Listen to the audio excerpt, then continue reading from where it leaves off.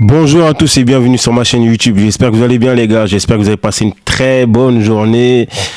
Alors aujourd'hui petite vidéo, mais d'abord avant tout likez, partagez, commentez et abonnez-vous. Le plus important c'est liker, partager et abonnez-vous. Voilà, je me répète, désolé.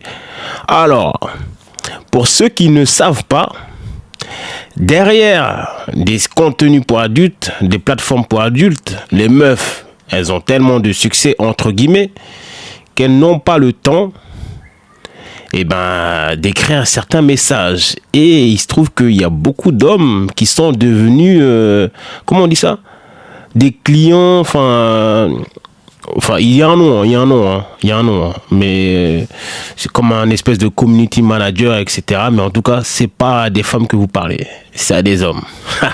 Donc les chéris, les bébés, tout ça, faites attention à vous. Donc on se regarde ça et puis voilà. Vous me direz ce que vous allez en penser en commentaire. Donc le client pense parler à la modèle. C'est ça. En fait, c'est un chatter. Le but, c'est ça, c'est tous les soirs, il passe à la caisse. Je m'appelle Quentin et mon métier, c'est d'être manager OnlyFans. Il a sous contrat 7 modèles entre 20 et 26 ans. Elles produisent du contenu pornographique. Lui le monétise sur Mime et OnlyFans. Alors, d'autres en commentaire ont dit, mais est-ce que ça se rapprocherait pas du proxénétisme ? Puisque il est en train de gérer les réseaux de la meuf, enfin il répond à sa place, etc. Bon, en plus il fait 50-50 en sachant que c'est la meuf qui fait le plus dur, entre guillemets, qui vend, qui monétise son corps.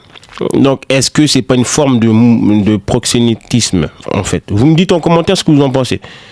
Mais bon, ils ont trouvé le filon, ils en profitent, ils exploitent. Voilà, donnant. Parce qu'à un moment donné, elle ouvre une plateforme pour adultes. Admettons, elle veut appâter 100 mecs, 100 clients potentiellement. Vous pensez sérieusement que tous les jours, elle peut se réveiller pour aller répondre aux 100 mecs? C'est impossible. Alors oui, elle aurait pu employer des meufs. Mais je sais pas pourquoi il n'y a pas de meufs dedans. Ou je pense qu'il y en a, mais en tout cas là, ce reportage-là, il est que sur les gars. Donc faites attention à vous les gars. Yeah. Fans, sa dernière recrue, une modèle parisienne que nous appellerons Sorena. On crée une communauté sur Instagram et après les gens vont s'attacher à la modèle directement parce qu'ils vont voir sa vie sur Instagram, ils vont voir ce qu'elle fait dans la vie, etc. Et en fait, comment on va faire, c'est qu'on va mettre une story avec une photo, avec un lien de redirection sur la plateforme privée, donc sur OnlyFans. Et là, le client va passer d'Instagram à OnlyFans directement. Leurs gains sont ensuite répartis à 50-50 entre Sorena et Quentin. Financièrement parlant, qu'est-ce que ça a changé après avoir pris un agent? Vous gagnez plus maintenant?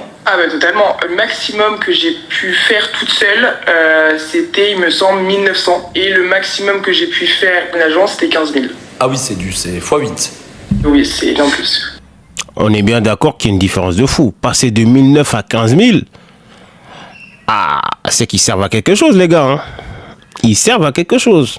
Et comme je vous ai dit, à partir du moment où vous avez 100 clients, c'est impossible tous les jours de s'occuper de 100 clients, de parler avec eux, de chatter avec eux, parce que il faut les balader, il faut la discussion, il faut leur vendre du contenu que vous avez déjà au préalable fait en amont. C'est un taf, hein.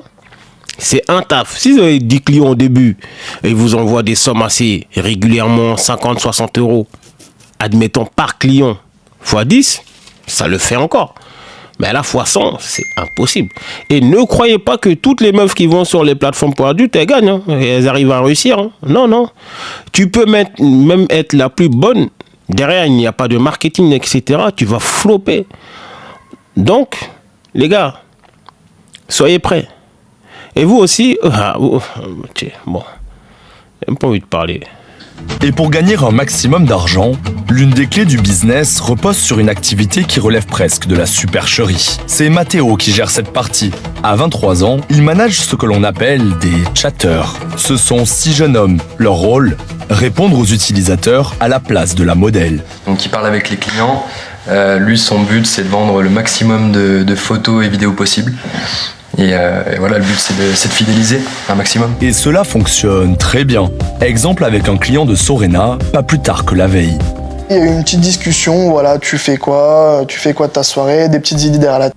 Et sachez que c'est comme ça dans beaucoup d'applications, c'est-à-dire de rencontres. Tant que vous ne payez pas, souvent, soit c'est l'algorithme à qui vous parlez, donc des robots potentiellement, ou sinon que des fakes.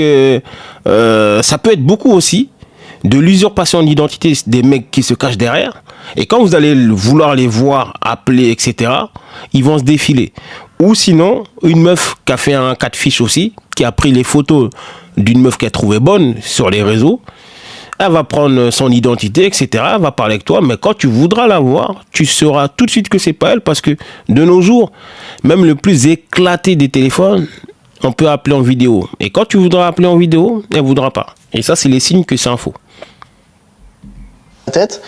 Après, le chatter est passé directement à envoyer un premier petit cadeau pour faire monter un petit peu la température dans la conversation. C'est quelque chose de gratuit, une photo pas très très chaud, une photo miroir, etc. devant le miroir, tranquille, habillé. Et après, le chatter est passé aux choses sérieuses. Il a envoyé le premier média qu'il a bien décrit. Ok, je viens de complètement me lâcher, j'ai fait la grosse coquine avec toi, nanani, j'ai sorti mes seins, je me caresse, etc.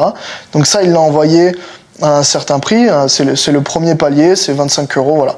Là, le client déjà paye la vidéo, et là, le client dit « tu me régales, t'es toujours aussi belle, etc. » En 3 heures d'échange, 4 achats, 196 € dépensés. Le chatter touchera entre 10 et 15% de la vente. Et elle se finit comment cette conversation derrière ça? Elle se finit avec des « merci, j'adore jouer avec toi, merci beaucoup bébé, on refait ça quand tu veux ». Il va revenir, lui? Il va revenir, sûr et certain. J'espère que vous avez apprécié la vidéo. C'était une petite vidéo vraiment très très courte. Les gars, faites attention à vous. Mais bon, comme les gens ils sont avides d'argent, en général, il y en a, ils vont continuer. Bon, même si c'est les clients qui perdent. Hein. Mais faites attention à vous. C'est pas à des meufs que vous parlez. Potentiellement, c'est à des brouteurs ou à des fausses annonces comme ça, ou c'est des mecs. Donc, continuez à donner votre argent. Bon, de l'autre côté, ça fait de l'argent en plus. Mais faites attention à vous. C'était juste ça, une petite vidéo, on va dire, prévention. Comme quoi, derrière les sites pour adultes, c'est pas toujours des femmes. Et ça dépend du nombre des clients.